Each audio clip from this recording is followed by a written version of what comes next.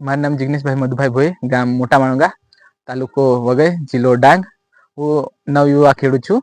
હું પારંપરિક ખેતી સાથે આધુનિક ખેતી કરું છું. આધુનિક ખેતીમાં અમે સ્ટ્રોબેરીની ખેતી કરી રહ્યા છીએ. સ્ટ્રોબેરીની ખેતી અમે છેલ્લા 3-4 વર્ષથી કર્યા છે.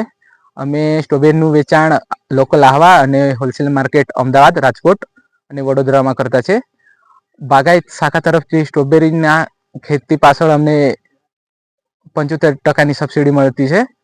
જેમાં કે મલ્ચિંગ પેપર પર 75%, પેકિંગ મટીરિયલ પર 75%. પહેલાં મેં અમારા ગામમાં એકલો ખેડૂત હતો જે સ્ટ્રોબેરીની ખેતી કરતો હતો. પછી મને જોઈને બીજા હવે 3-4 ખેડૂત છે જે સ્ટ્રોબેરીની ખેતી કરી રહ્યા છે. સ્ટ્રોબેરીના ખેતી થકી અમારા ગામના 10 થી 15 લોકોને રોજગારી મળતી છે.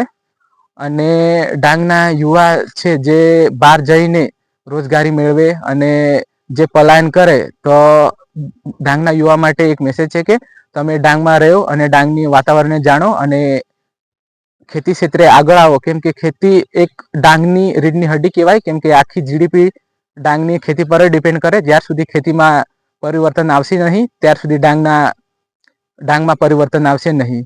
કેમ કે ખેતી બસ